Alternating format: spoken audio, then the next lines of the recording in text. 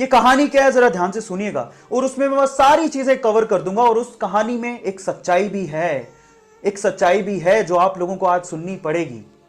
ये कहानी शुरू होती है पिछले साल एक रिजल्ट आया जेई का।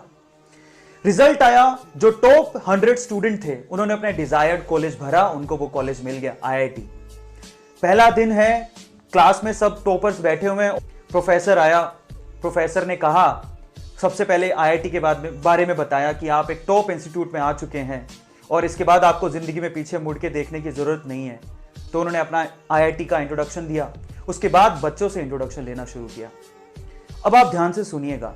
प्रोफेसर ने पहले बच्चे को बोला, tell me about yourself, who are you, where are you from. उस पहले बच्चे ने क्या जवाब दिया पता है?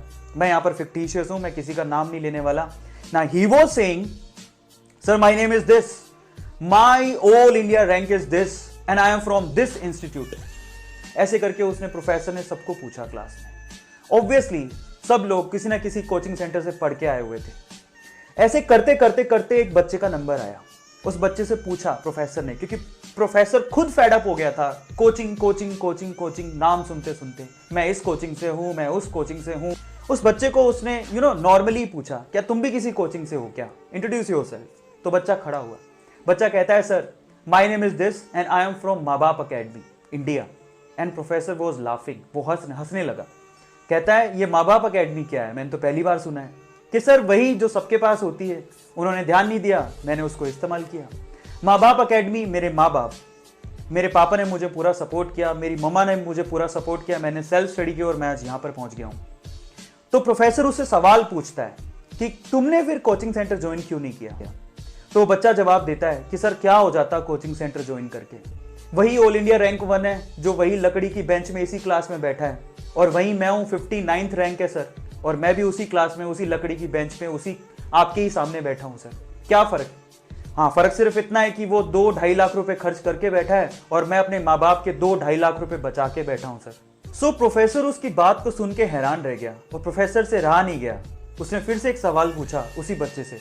कहता है, तुमने कभी तो ट्राई किया होगा इस कोचिंग इंस्टीट्यूट के लिए, कभी तो तुम गए होगे? तो उसने जवाब दिया, हाँ सर मैं गया था।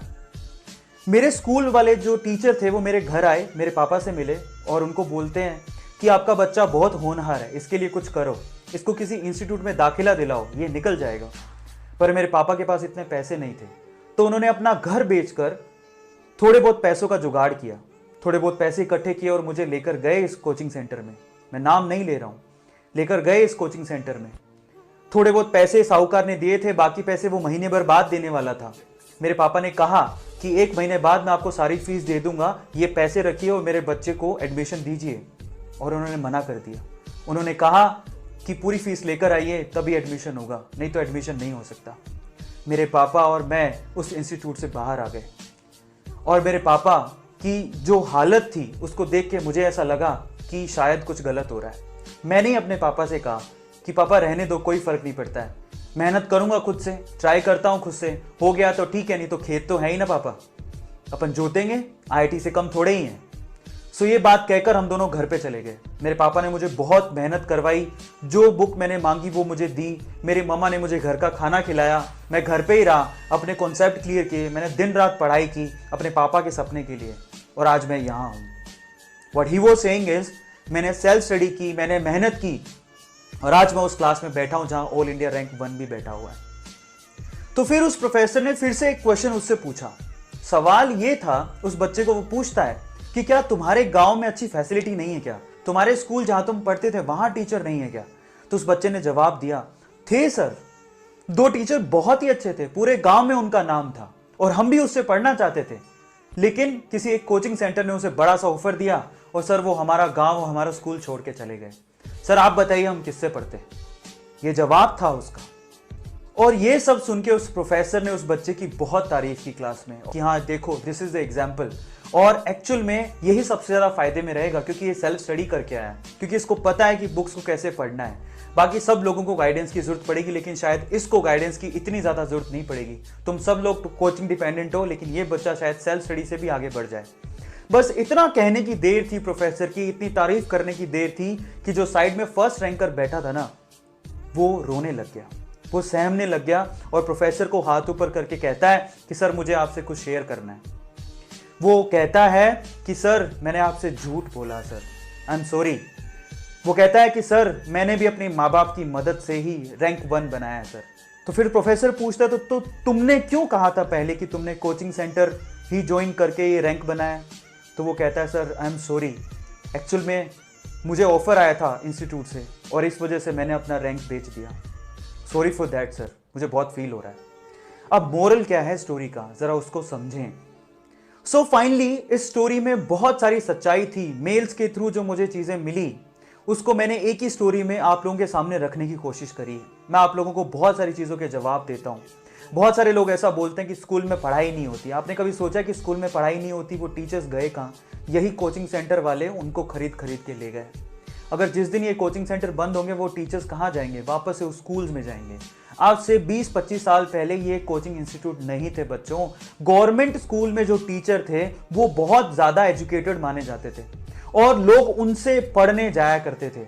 धीरे धीरे ये कोचिंग कल्चर चलते गया। गवर्नमेंट के जो टीचर थे और आज भी गवर्नमेंट के एम्प्लॉय बहुत सारे अपनी गवर्नमेंट की जॉब छोड़ के इन कोचिंग सेंटर्स में पढ़ा रहे हैं और बड़ा बड़ा पैकेज छाप रहे हैं। सबको मालूम है इस बात का। स्कूल्स बर्बाद हुए उसका रीजन भी कोचिंग सेंटर ही है। आप लोगों को बताया नहीं जाता लेकिन सच ये भी है। दूसरा सच जो अगर आप सोचते हैं कि ऑल इंडिया रैंक 1 ये कोचिंग इंस्टीट्यूट ही बनाते हैं तो बहुत सारे टॉपर ऐसे हैं जो अपनी रैंक बेच देते हैं। मैं उन पेरेंट्स से कहना चाहता हूं जिनके बच्चों ने अपनी रैंक बेची, आज वो रैंक बेच रहा है, कल को आपको बेचेगा, परसों अपने देश को बेच देगा। संभालिए फिट। उनके पास एडमिशंस लाखों में होते हैं लेकिन सिलेक्शन 5,000 4,000 भी नहीं होते। Think of it. क्या है एनसीईआरटी में, मुझे समझ में नहीं आ रहा कि जिनके लिए आपको कोचिंग करने की जरूरत है। एक पेपर शायद थोड़ा सा मुश्किल होगा, जे एडवांस। मैं आपको एक बात बताता हूं, बहुत सारे बच्चों को पता नहीं है। आज से 20 साल पहले अगर आप 20 साल पहले के पेपर उठाओ जिसमें ऑब्जेक्टिव और सब्जेक्टिव पेपर भी होता था, वो पेपर बहुत हार्ड होते थे। तब कोचिंग सेंटर नहीं थे, तब 50% मार्क बनाना भी बड़ी बात थी। आज पेपर इतने आसान हो गए हैं कि लोग full out of full mark भी लाते हैं। पिछले साल की बात है, 360 में से किसी बच्चे के 360 नंबर भी आए थे। पेपर का लेवल कंटिन्यूसली गिरते जा रहा है तो फिर किस बात की कोचिंग की जरूरत है? हम मेहनत करके भी निकाल सकते हैं। और अभी तो जो आप पेपर का पैटर्न देखोगे वो सारा का सारा एनसीईआरटी से है। मुझे समझ में नहीं आता सिर्फ एनसीईआरटी को पढ़ के जब आपका सिलेक्शन हो सकता है। अगर आप शिद्दत से पढ़ लो, थोड़ी बहुत जो मदद की जरूरत है वो बहुत सारे सोर्सेज हैं, बहुत सारे। आप ढूंढिए तो सही। सिर्फ कोचिंग सेंटर जाने से रैंक नहीं बनता। अच्छा एक और बात, अगर आप कोचिंग सेंटर जाना चाहते हो तो कोचिंग सेंटर वाले को बोलो जब आप इतना फीस ले रहे हो आप लिख के दो कि आपका सिलेक्शन हो जाएगा। कोई नहीं लिख के देगा।